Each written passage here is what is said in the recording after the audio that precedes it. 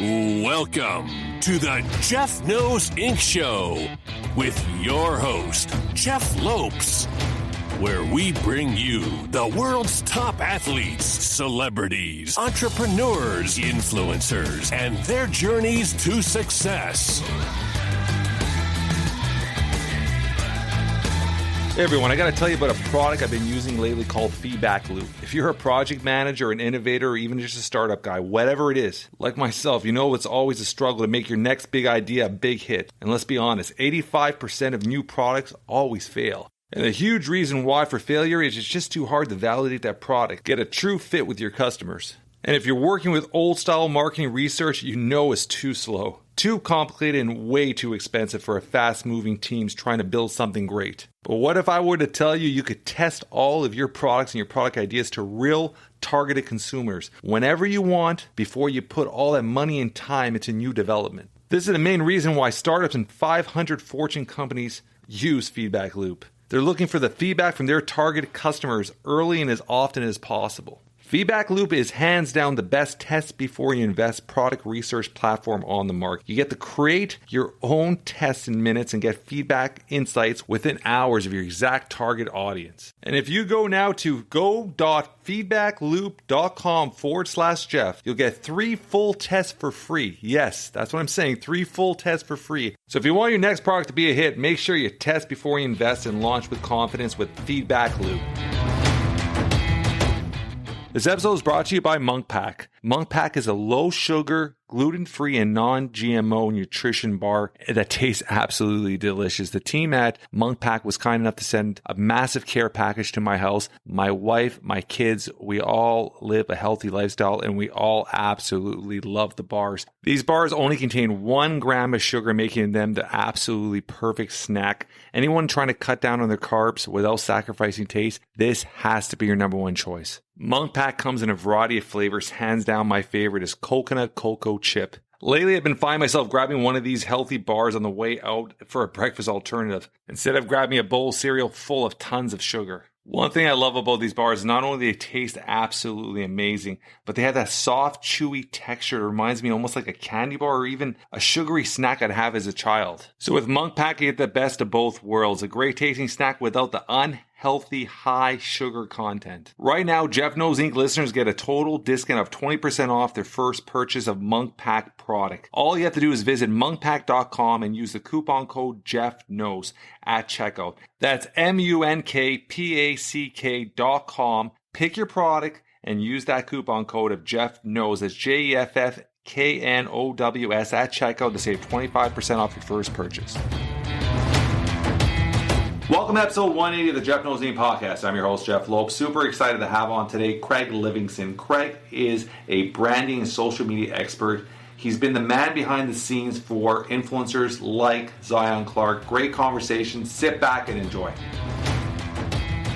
We're live on the Jeff Knows Inc. podcast. I'm your host, Jeff Lopes. Super excited to have on today Craig Levinson. What is up, brother? How you doing, man? This is going to be a fun conversation. I met Craig actually through booking of Zion Clark on our podcast, and we're going to talk a little about that. But today, essentially, we want to get to know who Craig is and his story and just everything about him. And I think today will be a great conversation, a fun conversation. So, where are you based out of right now, Craig? I'm based out of San Diego, California. Been here 14 years, and just love it. This is home to me. It's something that just resonates with me. How is, I mean, I don't want to really get a long period of time talking about it, but how has it been through the lockdowns in LA and all that stuff like that? Like, you hear you guys are very similar to how we've been in Toronto, Canada. Are the restrictions kind of lifted up and things are back to reality there? Things are back to reality. And what's crazy is San Diego was always a lot more laid back than LA was. So okay. LA restrictions were crazy. And I feel like part of that was just so many people coming in out of LA, where San Diego were like, all right, we're going to be a little bit more chill about everything. Yeah. So things have been fairly open here, even when LA was closed. And that's another reason I love San Diego. But, things were super chill through the lockdown. So fortunate. And now things are completely open. I mean, I actually just got back from South Korea a couple of weeks ago with Zion. And just transparently, I'm not vaccinated, and I didn't have to be vaccinated to go there, which was awesome. How long were you guys in South Korea for? We were there for a week. So I brought him over there to work with some of the biggest K-pop stars and reality TV shows, and did a keynote in front of a large audience. So kind of immersing him into Korean culture. Very, very, very, very, very, very cool. Let's talk about that a bit. Yeah. Zion Clark, when did you meet him? How did that relationship start? So I met him 4 years ago, actually, through one of your other guests, Mada. So Mada was backstage with Jason Momoa, working with him at the time. Yeah. And Zion got invited to be on the Ellen show. So they brought him backstage. So we had seen him 2 weeks prior to that on social media. Me and Mada owned a supplement company together. And we had seen him on social media and were just blown away by the things he was doing, box jumps on his hands and bench pressing, climbing ropes. And we're like, man, we need to work with this guy in some capacity and at least get to know him. We're inspired by him, like everybody else. Yeah. And 2 weeks later, Mada's calling me from the backstage of the Ellen show, like freaking out, like, hey, Zion's here. And Zion's freaking out because Jason Momoa is right in front of him. And, that night he comes over for dinner with his mom, and we all just, hit it off and built a working relationship, and more importantly, a friendship with him. And, through these last 4 years, got to know him better and closer relationship. He stayed with me for about 4 months when COVID started. And about a year ago is when I really took over full time, was like, man, I'm going to just help this kid turn him into a brand and really blow up his story and inspire more people than he already is, and, just grow with him. So that was a year ago when I took over full time, and, I've tripled his. Did he have a management group prior or anything, or he was doing everything on his own? He didn't have a group. He has a guy who actually I'm still close with, Tony Mazzaroni. He's from Ohio, and he's the one which, first started working with Zion, but he kind of handed everything off to me. Was like, dude, you're doing an incredible job. You just take over. If you need me for anything, by all means, reach out. He's more a screenplay writer and storyteller, and that's what he loves to do. This isn't something, Was he the gentleman that helped him set up with the Netflix? No, he wasn't. So okay. What happened with Netflix, a guy just approached him and wanted to tell a story. And so Tony got involved right after that. So Zion was 17 when he signed with Netflix, or he signed with, Sundance film producer, which sold to Netflix. But he was 17 at the time. And then Tony came in the picture right after that. And, now kind of handed the lead off to me. I was like, you take over. How amazing is it working with somebody? I mean, that short period of interview I did with Zion, his energy, his joy for love and love for life, and just joy for just spreading, I guess, happiness in the world in a way. Like how exciting and how fun is it working with him on a regular basis?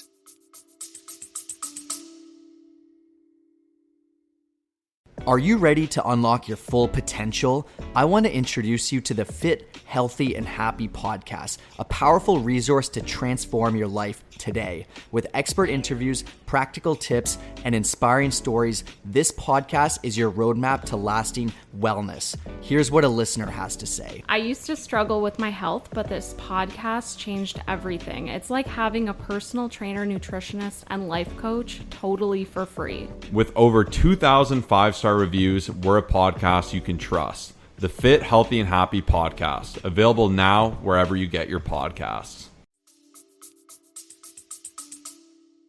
That's awesome, man. It's I always say everything in life's perspective, and it's a constant perspective shift from seeing life as somebody else does, completely different to you.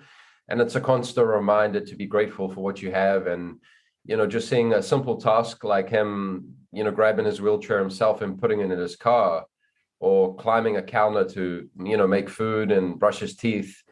It's this constant reminder to me, like, be grateful for what you have, and also just surrounding yourself with somebody like that is great, because because people often ask my role in his life, and it's biggest thing is like I'm a mentor to him, and I'm helping him make good decisions and kind of pave the way with him. where it's like, I've never had a mentor myself, but he looks at me as like his bigger brother. Yeah. He never had a family growing up, obviously, and never had a support system, never had people to teach him those values. So that's something you can take, with the rest of your life, bigger than management and learning Oh, 100%. do that kind of thing. So we formed a bond, and that's the biggest. I always say that's the biggest thing I've done with him, or helped him with, or continue to grow with him. It's somebody he can rely on. Know I'll be there through the ups and downs, the good and bad. It's something very deep that we've created, and even in working relationships, people see that like, damn, you play a huge role in this kid's life. You're not just an old school manager who's they're trying to negotiate money. It's like, no, we're a tandem. We're a 1-2 punch. So where do you see yourself business wise? I mean, that is in the end of the day. I mean, obviously you have a relationship with them, but do you see yourself expanding in that field with other clients? Where do you want to go with it? To a degree. I mean, I've been approached, fairly often about managing other clients and helping, because, I run all his social. I've taken his social media from 300,000 to over 1 million in under a year. Took his TikTok from 0, didn't even have one, to over 1 million followers in that same period. So, and I've created him a Snapchat show. So I kind of, I do the marketing side of things too, speaking engagements, nonprofit, but I'm all about doing things right. I want my hands on anything I do to a degree. So I'd never scale this out into some huge business that is this big agency and I'm working with a ton of people. I like to be intimate. I like to be hands-on. I like to form real human connections with people and relationships. So I am in the process of, bringing on a couple other people or seeing what that looks like. So at the moment, it's more advisory work I do with other clients and kind of steer them in the right direction and still provide my skill set to people without having to like bring them on full time, so to speak. So in terms of, I'm a connector. I love connecting good people. I love opening doors for people. I love seeing other people around me succeed in life and know that, when you put good into the world and you have good intentions, that comes back around. And I've realized that it truly makes a difference. I always say your reputation and who you are travels very far in both directions. If you're a good person and you do good things, people will speak highly of you and just naturally in what you do. But the same, if you aren't a good person and you don't do good business and you screw people over, that'll travel very quick in the world and community of what you do as well. And it's like integrity is everything to me. Being a good person and having integrity and doing things with good intention and not doing things to expect something in return, doing just to do good. And that's, the way the world works. And that's my mentality with life and with business. So I love that. I've been an entrepreneur. I don't know if you know much about myself, but I've been an entrepreneur for well over 26 years. I started when I was 19. I actually started when I was 17, but 19 I officially count. And over the last maybe 2 years, 3 years, I've taken a little over 60 different entrepreneurs under my wing, young entrepreneurs, and just helped them guide. And reality, just lately, I've been charging a few, but majority of them, I would say about 90% of them, I've never charged a penny. It was always just giving back, seeing them grow, seeing them develop. I'm in a situation in my life where I'm very comfortable. I'm doing well. I love seeing other young entrepreneurs develop. And if they have that question or they have that thing, I could be a phone call or a text away. So I appreciate everything you're doing with that. And I understand that fully. So I love that part of it. Let's talk about yourself growing up. Where'd you grow up? And basketball was a huge part of your upbringing because we talked about that prior to going on air. Let's talk about that a little bit. Yeah. So originally from Johannesburg, South Africa, that's, home to me. It's still something I have a fond memory of. Even my parents said when we migrated from there, at about 9 years old, they were like, "You're devastated beyond anyone else in our family." Yeah. So there's a very strong connection to Africa and animals and, just the culture from what I remember it. Obviously it's not the most safe place in the world. So luckily it's all fond memories I have leaving as a child. And we left because of, crime and just not a good place to raise children. So that took me to New Zealand, where I spent about a third of my life. Obviously, very safe place. Cops don't even carry guns. So you're going from one of the most dangerous cities in the world to one of the safest countries in the world. And my family did that to create a good future for their children. They made a sacrifice, financially they did better in South Africa, but they were like, all right, we're starting fresh. Didn't know a single person in New Zealand, and I have a lot of admiration for them for, making that sacrifice for their children, me and my brothers. And so grew up in New Zealand through my teenage years. Was always an athlete, always super athletic. I mean, first dunked a basketball at 13 years old. You could ask Mudder. I was always like just a freakish athlete from a young age. It was how tall are you? like 6'2", 6'1", 6'2". Okay. So, grew up soccer and played a bit of rugby and some other sports, but always been an athlete, always, been disciplined in that manner. Which then, took me to basketball, which I found a passion and love for. And always wanted to play in the US. Like any kid overseas, you see an opportunity to play in the US, you're going to take it or make it happen. So I have other friends, me and Mata both have other friends which did the same. And at 19 years old, saved up some money, whatever I could, and moved to the US. Got in touch with some coaches here and gave me an opportunity to move here and pursue my dream. So my parents thought it'd be like a year. My mom was like, I have a very close relationship with my parents. So my mom was like, a year and I'll have my child back. And, he got to experience life there and got to pursue his dream. And then, 2 years go by, 3 years go by. And, they start to realize like, well, maybe, he could get his college education and then come home after that. And where'd you play where'd you play? What school did you go to in the US? I went to Cal State San Marcos. It's a D2 school in San Diego. Went to a JUCO before that. For a year or two? Yeah. Yeah. Which is the route a lot of people do. They do the JUCO and they do a year, 2 year, then they pop it up to Division 1 or Division 2. Exactly. So I went to a good D2 school. We were, top 10 in the country, NAIA, played UCLA, San Diego State, Nevada Wolfpack. We played some big schools. Yeah. A very good program. So, that opened a lot of doors for me and just instilled a lot of discipline and obviously like sport, it teaches you a lot of good things, a lot of values that you don't necessarily realize at the time while you're doing it. But once you look at life and see what that taught you and look back, you're like, man, basketball was a real milestone for me and stepping stone to project into other areas of life.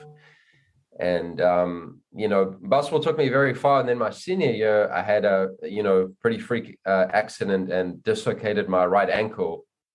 So went up to dunk on somebody, that was the thing. My mentality was fearless on the court, and that was a blessing and a curse because I would use my athleticism wherever I could. But one day I went up and landed awkwardly and my whole ankle completely popped out, which is pretty hard to dislocate an ankle. Yeah, I was about to say.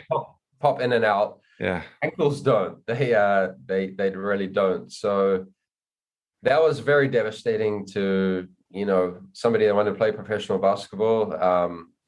So had immediate surgery. So I have hardware through my tibia and fibula, which hold it all together. And that never came right. Like it will never be 100%. I do what I can, and I'm not going to make an excuse for it. I still am a great athlete. I still train. Picked up boxing a few years ago and stay in great shape. But so that pivoted me into the world of doing something else and understanding what it takes to be an athlete. But now, from a management standpoint, doing things from a different area and different perspective, but knowing what athletes need as a support system. So that's where things developed with Zion and other people around too, of being in their shoes and knowing what it is to be in their shoes, but then also providing value in another area. How long of recovery time was that injury? You would hear a break before a dislocate of an ankle. So that's just like, wow. Yeah, no, I wish I just broke it. I wish I broke it in every place, but not dislocated it. So with the dislocation, is all that, ligament damage. I was about to say that the ligament damage must have been severe too, the tears.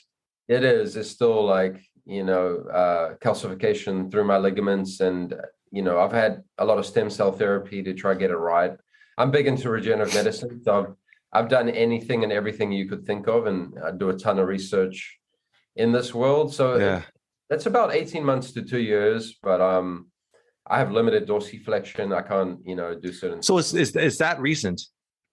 Oh no, this was 2012. Okay. That's what I was to say. Yeah. So when you said it was been about a year and a half. So is that you're talking about your therapy? Oh, the recovery. Yeah. Oh, the recovery time. Okay. Yeah. Year and a half, 2 years. Yeah. Yeah. So let's talk a little bit about that. It's something I have interest in. I've been trying to read up a lot on the stem cell research and just in general. Like, when did you start that? How many times have you actually done the process? What kind of results have you seen from it? So just to give you a little background, I've been into regenerative medicine from a long time. So I was doing prolotherapy, which uses dextrose. They inject inflammatory response. So I was doing prolotherapy 13 years ago, where it was first a thing and then developed into PRP, which I was also doing 10 plus years ago. So I'm a big believer in holistic health and taking a holistic approach to life and health in general. So I've always had this mentality of thinking outside the box and just seeing what the body can do to heal itself. And so anyway, the Prolo developed to PRP for injuries, and then eventually did a bunch of research for the ankle, and got into stem cell therapy, which I've done different forms of stem cell. Most recent was bone marrow. So they took stem cells out of my bone marrow in my hip. They inject into your hip and extract that, put it in a centrifuge the same way PRP works, and then inject it back into the site. And the mesenchymal cells, which live within the bone marrow, are meant to they kind of have a homing effect in the body, and they kind of move towards where the injury is. Exactly. So supposedly stem cells are the only thing that can actually regrow cartilage, because I've got arthritis in my ankle now. I have some arthritis from the injury. And that's what I'm trying to do, is prevent onset of degenerative issue, especially as I get older and as my ankle gets older, so to speak. So did a lot of research. I'm actually looking at getting some more stem cells. I did endogenous stem cells from myself. Now I'm looking at exogenous, which, from things like placental. Yeah. That's the big move towards that in the last couple of years too, right? It is pluripotent stem cells, which you're getting from a different source. There's some controversy around it because you're taking cells from, something that's not you. Yeah. But, from my research, I'm pretty diligent with researching things before I do them. So it's interesting how certain aspects, and you go to anything. I mean, I've heard stories where even if you do hair transplant, I mean, if it's not your own hair, your body will reject it. And it's interesting how with the placenta, your body seems to react quite well. Like, I've had quite a few people that I know that have done it, and they say the results, the initial results, it does over time start weighing away, but the initial results are just drastic. Like, literally the movement, the pain relief instantly within days, you see the results from it. Yeah, no, for sure. I've overall, through anecdotes and friends and stuff, had amazing feedback, and high level athletes, NFL, UFC fighters. So I have a couple really good doctors, which I'll probably end up going with. Yeah. But even for organ failure, heart issues, kidneys, liver, it's pretty remarkable what stem cells can do. I know it is the future. And in certain regards, I might not be there yet, also per FDA regulation and things like that. But do you think the pharmaceutical companies are holding it back right now? Yeah, I mean, realistically, I think whenever you have something naturally that is that powerful and can make that much of a difference, in reality, I think it is held back from money makers and pharmaceuticals. How many years do you think we're away from people harvesting or opening up having somewhere in their garage with extra organs and extra stuff for? I mean, it is the future. Yeah, 100% is. I mean, it's a good question. I think it's always going to be a controlled environment where, doctors are facilitating everything and it's all very I'm just over exaggerating it, but I get what you're saying though. I mean, I think I don't know, I would say within the next 10 years, I think it all comes down to regulation. I think there's certain countries that will progress further with it, and they're already willing to push these boundaries or test things because there isn't an FDA board and regulation the same way there is here. Yeah. And I think obviously those countries, a lot of those South American countries have been really on this for years. Panama, Colombia is big. Oh, huge. Yeah, especially Colombia. Pan America is, I mean, they've been on this. You hear celebrities have been going down there for 10, 12, 13 years. And Levinson took his dad down there. For that podcast. So yeah, I've done a good amount of research just with I just find it so interesting, right? It's crazy how the technology, the only thing they really haven't kind of figured out is obviously the deterioration of the brain, right? That's something that a lot of people are still trying to focus on, but it's how much we're progressing. And you're saying 10 years. I mean, if you see the way technology is progressing, I mean, that could be 5 years. That could be, and in reality it's all about also the money.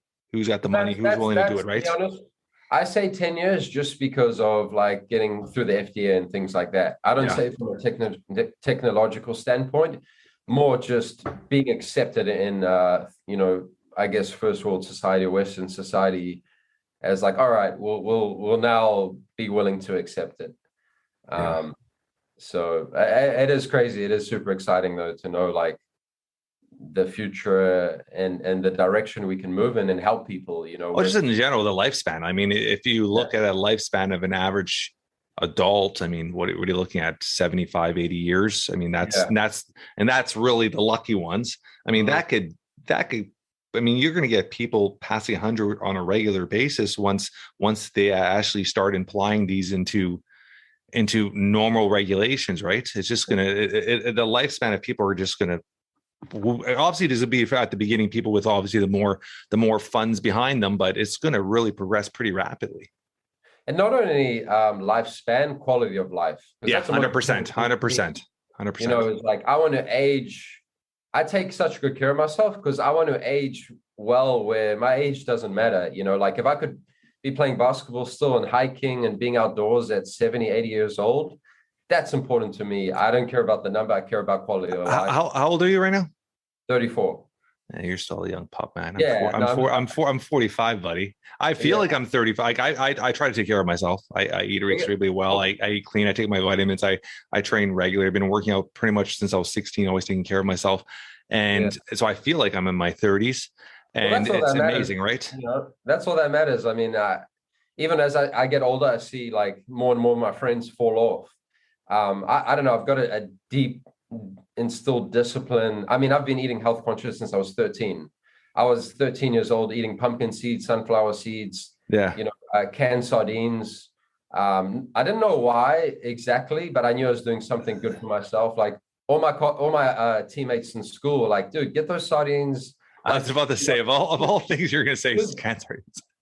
I'll say, are they going to go canned tuna or something? Canned sardines. I love it. I knew they were healthy in a way, but I didn't know. I didn't like it. I'll put it this way too. A lot of that stuff, I didn't necessarily get any form of enjoyment out of. And that's why, I've followed this path for a long time. But I know it was something, it's part of my calling and who I am. I'm extremely disciplined with food, and it's not like I ever feel like I'm missing out on not eating fast food. I don't crave it. It's not like people are like, damn, how do you do it? How do you, deprive yourself from, I'm not depriving myself. It's not my brain doesn't register that. Your palate adapts to how you treat it. 100%. If I never eat that kind of stuff, it'd actually give me a sore stomach if I ate something that 100% doesn't agree with. So when I tell people that, like, oh, okay, makes sense. I'm like, trust me, I don't deprive myself of things. It's who I am. This is who I am. Yeah. And it's just exactly what you're saying. Because I mean, when I was 18, 19, 20, I did 3 bodybuilding shows. I was a lot bigger back then. I'll show you pictures. I was way bigger. And you go extremely hardcore dieting for 3 months prior to the show. And you would allow the last 5-6 weeks where you go either a half a cheat day or a full cheat day once a week with a nutritionist. And when it comes to that cheat day, you would start eating after the first cheat meal. You're like, I'm done for the day. You just feel like shit because your body is filled with so much good nutrients all day long. When you eat that, it's just your energy, your that sugar, everything just drains you down, right? And you feel it automatically. So your body doesn't even want it, even if you're psychologically looking at it like, oh, that's going to give me a good feeling. It's that euphobia, like how your body reacts to food, right? And when it sees something is that I have an example. We have a friend of ours that I was having this conversation the other day, and their go-to when they're depressed is McDonald's. And we're just having a conversation. I'm like, why did you? And they're like, when I was a kid, anytime we did something good, my dad would bring home McDonald's. Is that lock of your mind? That's all it is, right? Is that whole lock-in of how this is going to make me feel is when I put this food in my mouth, it's going to bring back these good memories. And a lot of people do that with food. That's how they react with food, right? It just is that euphoria of just how they're going to feel and how it's going to give them that instant gratification, right? And the body's very adaptable. So if you eat junk food all day long, it's going to learn to adapt and realize, all right, this is the diet you're feeding me. I now have to adapt to this form of eating, the same way you eat health, being health conscious and eating super healthy, it adapts to what you feed it. And food is information. I always tell people that. A calorie is not a calorie. 100 calories of blueberries is not the same as 100 calories of junk food. So food is information for your brain to process and to operate and to optimize your health. So, sometimes the bodybuilding and fitness industry push that, just count your calories and macros, where I'm very against that. I'm like, I 100% agree with you with that. Telling me a locally grown blueberry, with grown in nutrient rich soil is the same as some highly processed thing that equals the same calories, and how your body processes that. That's the biggest BS I've ever heard. I mean, it just logically, you just take the logic aspect of it. The initial results will still be the same. I do believe in calories in, calories out. I always say this to people, and I have a fitness background too. So from school. But I always say everything's a house, front door, back door, calories in, calories out. If less is coming in, more coming out, you're going to lose weight. It doesn't matter what it is. But the way you feel, the long-term effect on your body makes a huge difference. What you're saying. All these other things, but I get what you're saying. Calories in, calories out if you want to lose weight or gain weight, but in terms of all the other elements of what it is to be healthy internally, and also the way you sleep, the way your food controls all that. Exactly. Your energy, your mood. Like you eat shit, you're going to be in a shit mood. It's just reality, right? So I love that you're saying that. So your love for fitness and all this stuff like that, it started at a young age. Did you study it at all, or was it just more of self-adapting, self-taught?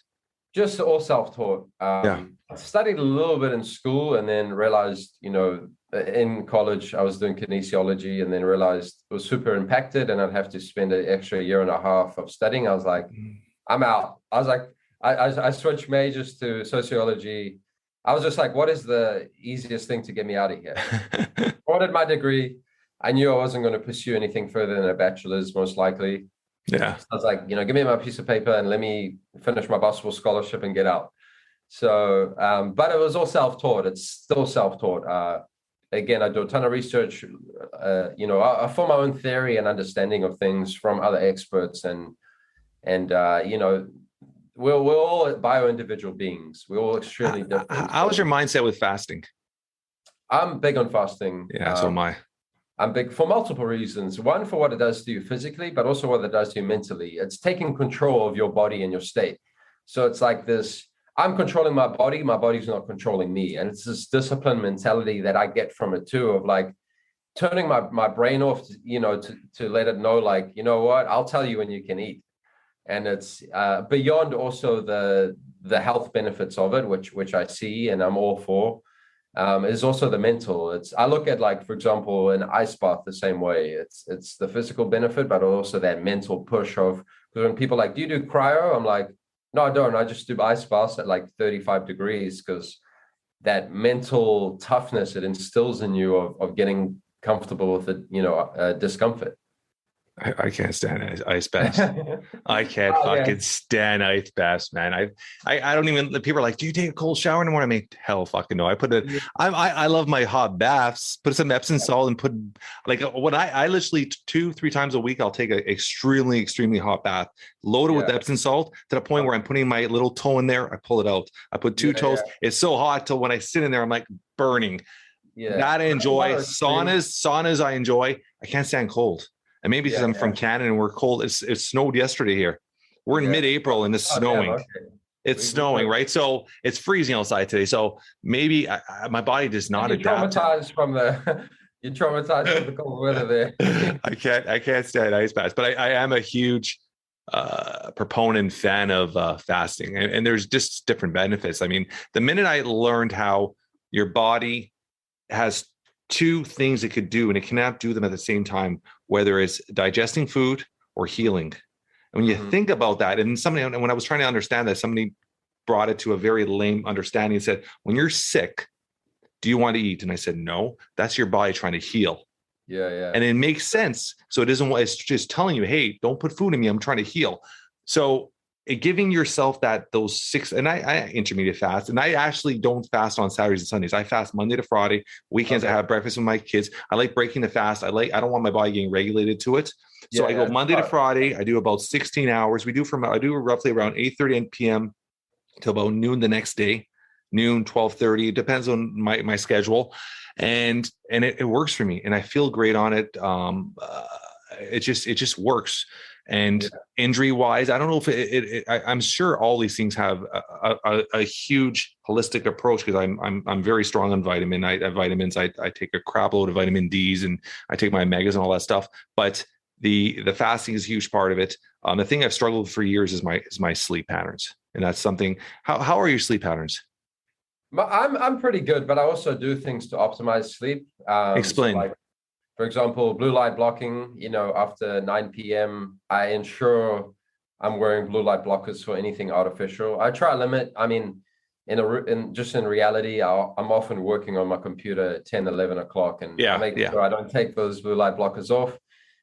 Using magnesium at night can also help with. I do that. With relaxation. Sleeping in a cold room is also good. So it helps regulate your body temperature, and by keeping that down, it also helps with sleep patterns. Blackout curtain, so I have no light in my room at all. That's another good one, is to make sure when you do wake up, you see natural light straight away, but keeping your room completely dark is another way. What else do I do? I've got a when's your last meal before bedtime? How many hours prior? Me personally, I'm often eating close to bedtime, just because my schedule's so crazy right now. I'm often eating dinner at like 10 o'clock. But in a real, if I did have control of that, I would probably 3 hours before bed, so your body's not digesting close to sleep. Yeah, I try to do that. And then a diffuser is good too. I have lavender diffuser next to my bed, which, I have a lavender cream. Okay. Everything you're saying, I try, man. I have very broken sleep, and I don't know what it is. I take my magnesium. I try not to.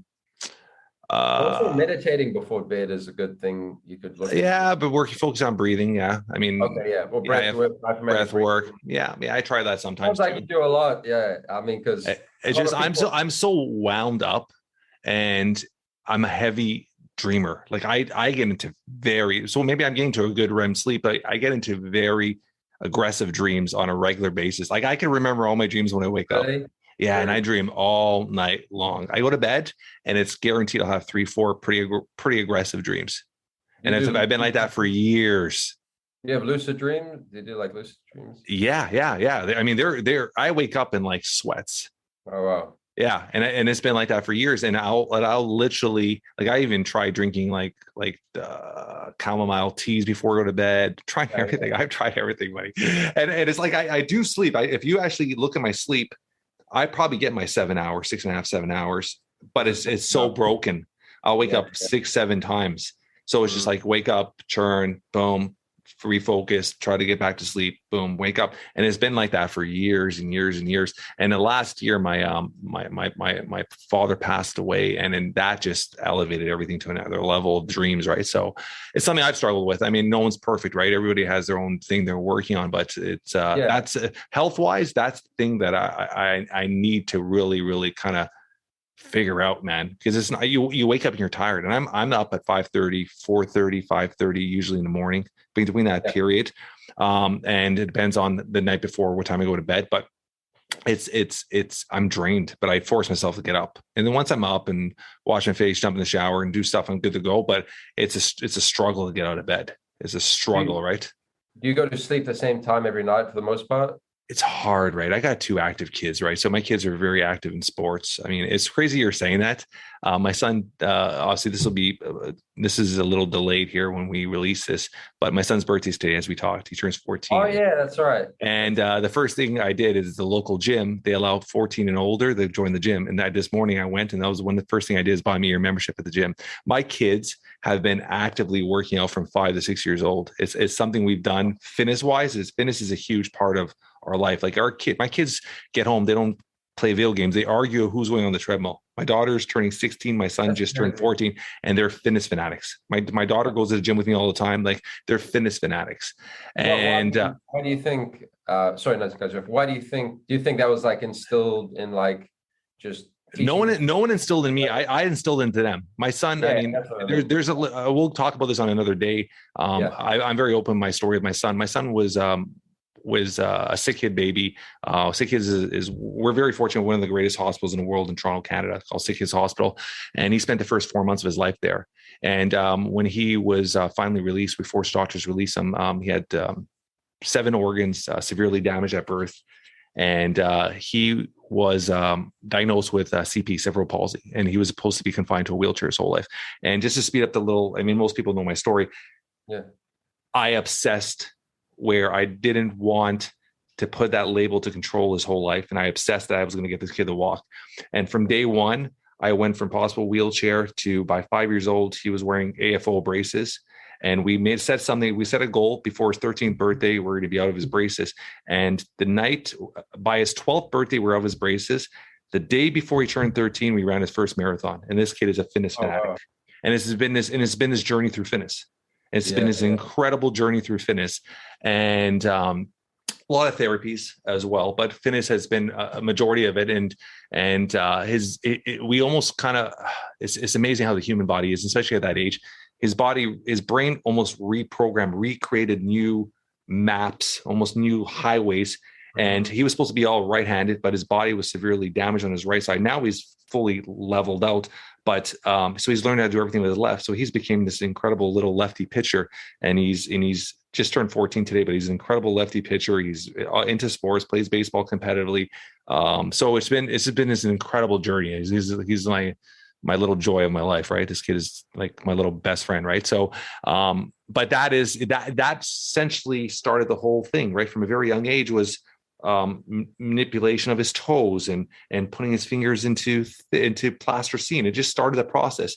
And we went through a process, Greg, where we would set all these crazy goals on his wall where, okay, we're going to hop on one foot. And I tell people all the time, it took almost 4 months to hop on one foot, but it was this thing every single day till we got it. Then we started the next foot. And now this kid's like on one foot, like hopping upstairs and doing whatever it's just incredible what this kid does. Right.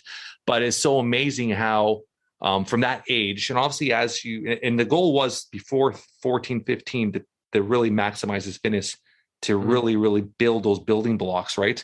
And through the process, my daughter just started tagging along and really fell in love with fitness. And she's a high performance dance star, but she's 15. She's turning 16 next month, and she does 15 full male chin-ups. She does like 50 full push-ups. Like, she's a beast.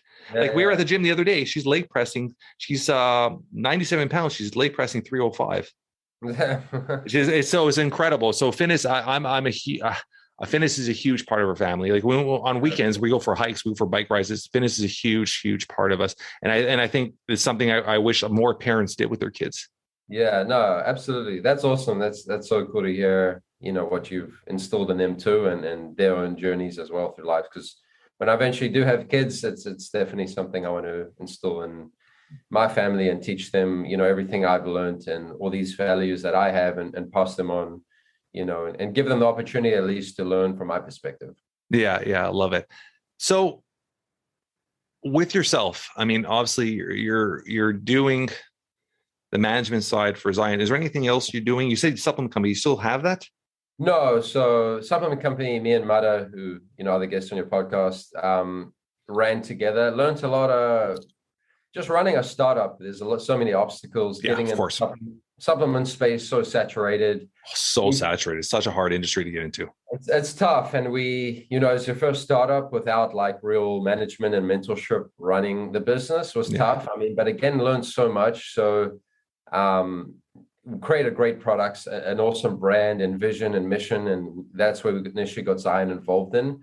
But now I've opened the doors to do other things for sure. The networking aspect of what I do is the most valuable to me, and where I love to just connect with people. So working on a couple other businesses.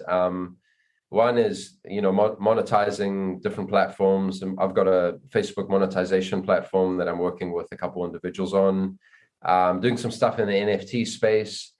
I'm also hopping on board my friend's management business, where he works with some brands and creators and aligns them, so influencers and talent. He also raises a capital for these companies. So he's got a closed investment group, which is very cool. Yeah, so and they all companies in the health and wellness space. So it's again my passion and interest. And then he also has a supplement company, which I'm helping out to a degree with R&D and product development, and taking my interest and knowledge and passion and putting it to that. And then a lot of it is too just making introductions between good people and kind of creating a broker's fees through stuff like that, of aligning good brands with good people. And so I'm kind of all over the place with what I'm doing. I'm also helping. I don't know if you heard of the Imperfectly Perfect campaign podcast. No. It's out of a guy in the UK, a guy in Australia from the UK.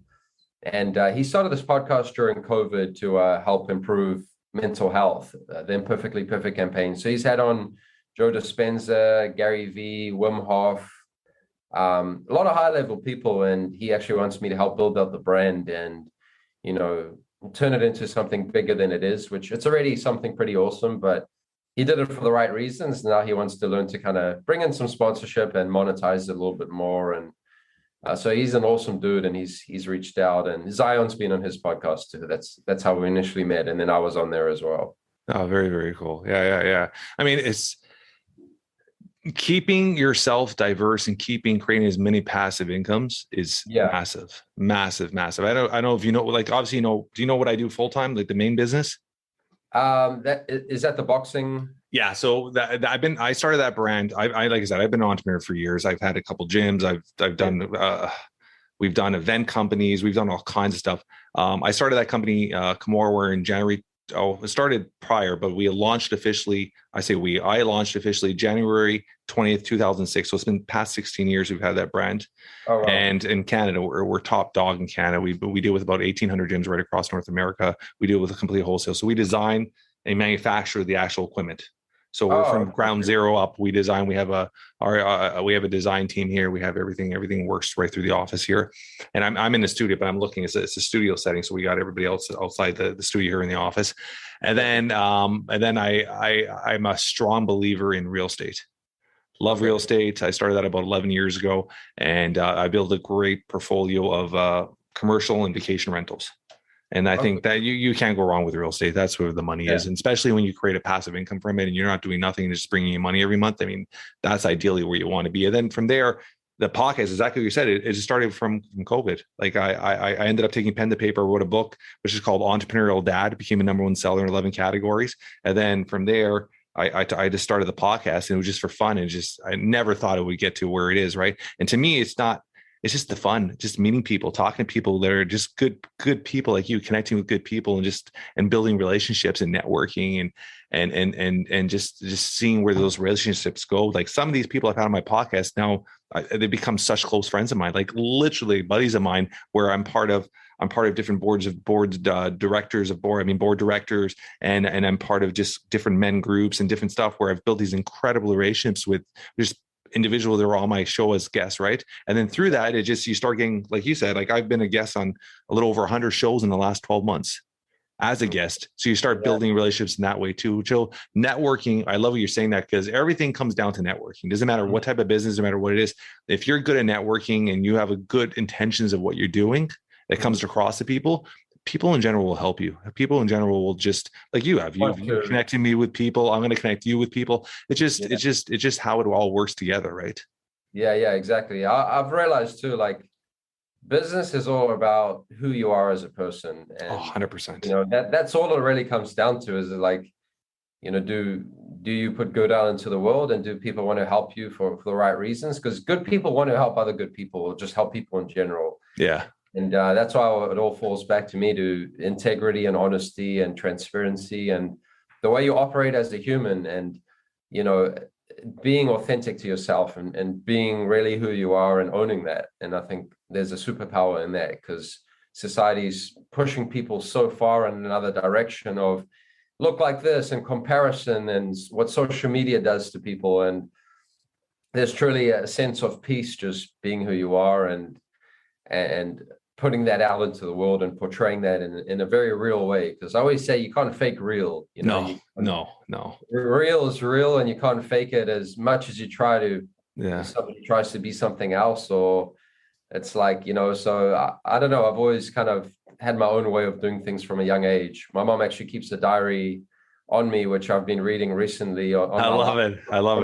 From 0 to 19 till I moved to the US, and I look back at seeing tendencies I had as a kid and what I did and who I was, knowing my younger self. And there's a lot of power in that too. And because it's like, who was I before society kind of, programmed me, or to a degree, everybody's, influenced by society. So I often look back and refer to like my younger self. And that's, again, I have incredible parents that were able to do that. I love it. Are your parents still in New Zealand?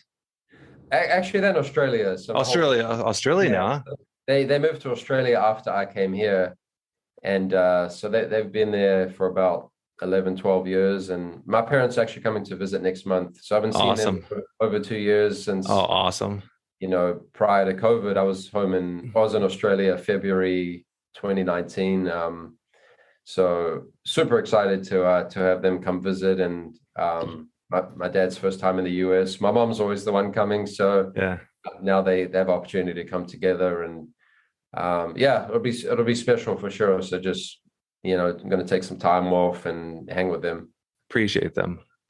Life is short, buddy. I mean, my dad passed away, like I said, next month will be a year that he's been gone. And I was the 45-year-old, Craig, that I would talk to my dad 3 times a day. Like I would literally call my dad on the way to work every day, on the way home every day, and I would call him to say goodnight every night. We'd have a conversation every night before I went to bed. Yeah. And when they're gone, man, it's that emptiness, right? I know you're a little different because you're away. Like I would see my dad on a weekly basis. I was very lucky, very, very, very lucky, very fortunate that I had spent so much time with him, and he spent a lot of time with his grandkids. But it doesn't matter. I mean, the miss, the heartache, the sorrow, the just the love is gone. Is always there, but it just feels like there's so much more I wanted to still do with them. So I appreciate all the time you have with your parents, right? So I'm glad they're going to come visit you and spend some time with you. Yeah, no, exactly. I mean, it's funny, like little things, like my mom always texts me when you get to LA or when you get off the plane. I used to be like, it was a nuisance. I was like, man, like, I'm fine. But then I started to see things from her perspective and be like, I'm still her little baby. I'm still her child. Her kids are everything to her. So when I started seeing it in her perspective, I was like, I appreciated it more. To have good parents is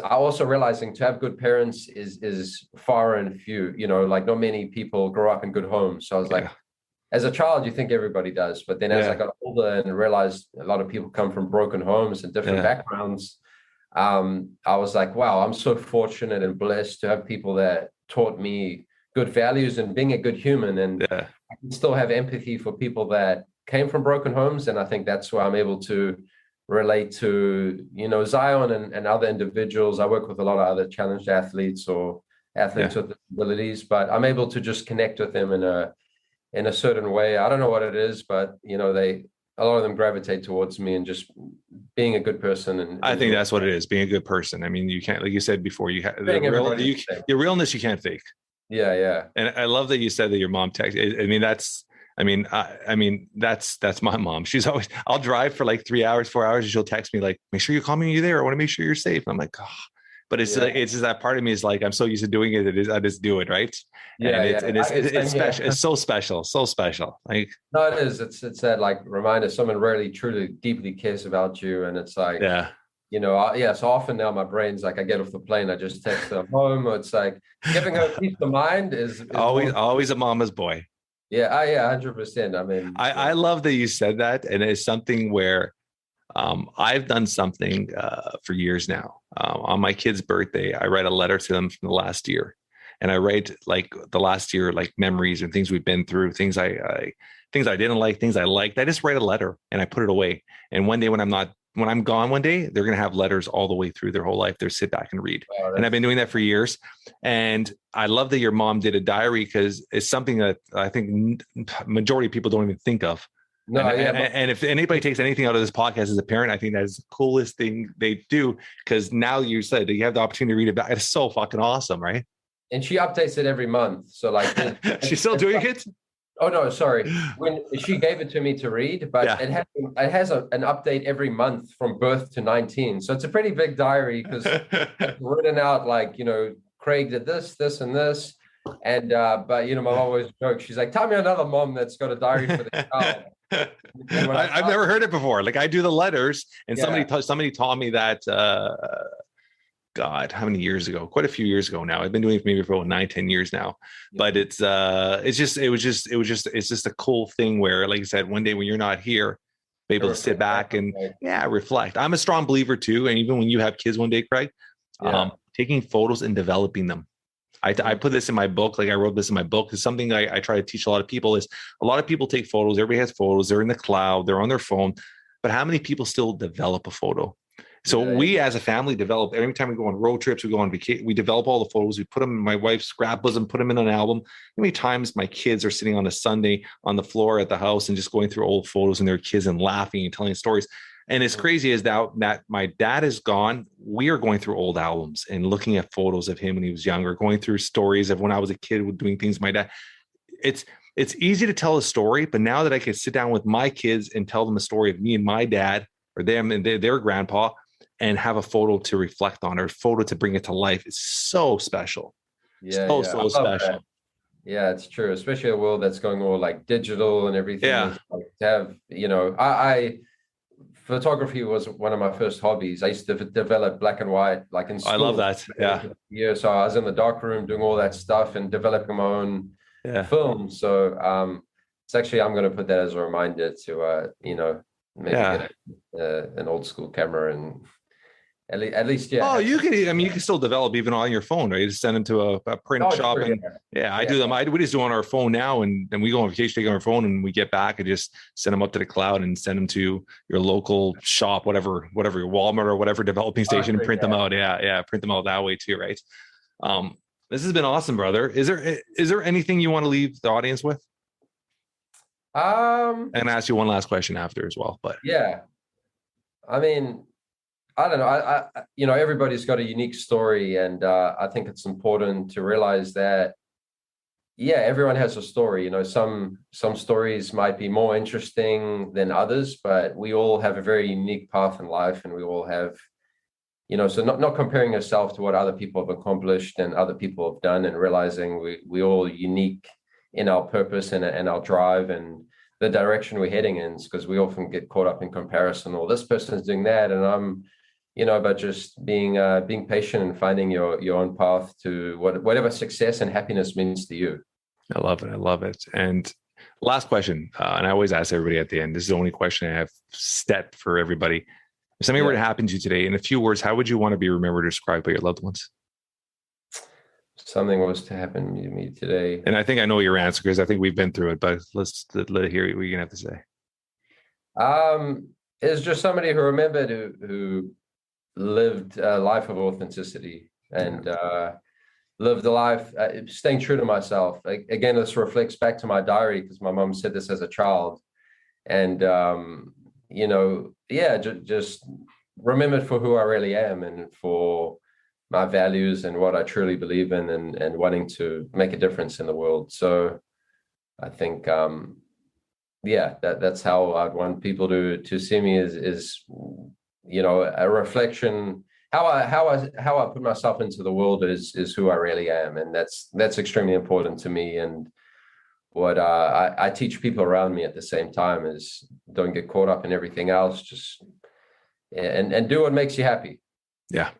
People often, life is short, man. We're here for a little walk on a pathway, right? It's a very short walk. I mean, though people sometimes think life is long, it's a very short ride. Man, it moves quick, and we all have a different perception or idea of what happiness is. So it's like, find what your idea of happiness. If happiness to you is doing X, then do that. Don't not caring about what everyone else thinks. I think that's the issue, is a lot of people live vicariously through other people's success, and they look at other people's success through social media and think that is what happiness is. Exactly. Having a million followers, that's success. That's going to make me happy. And when they get there, they're not happy. Or having a Lamborghini, I'm going to work my ass off and buy this car, buy this Porsche, and that's going to make me happy. When they get it, they're not happy because they're chasing these artificial things that in their head creates an image of happiness, which is not. So you have to, I love you said that, because you have to find out what truly makes you happy. And it can be the simplest things in life. Yeah. And that's why it's an inside job, fulfillment. And for me, it's fulfillment and purpose, and knowing I make a positive impact in the world. And that just gives me a good feeling inside. And it makes me feel good to know, like, making a difference and improving people around me. And also doing it through people I work with, with Zion, and having that relationship with him is a great feeling to me. And again, as you said, a lot of people chase more and more and bigger and never fill that void of happiness. It's an inside job. It's what it makes you feel and what you do. I love it. This is awesome, brother. How could our audience get a hold of you? Social media, Craig Levinson is my Instagram. Mainly on Instagram, or I'm more helping other people build their social media channels. But that's probably the best way to get a hold of me, is Instagram. Love it. I love it. Appreciate this, brother. It's been a ton of fun. Yeah, likewise. Great talking to you.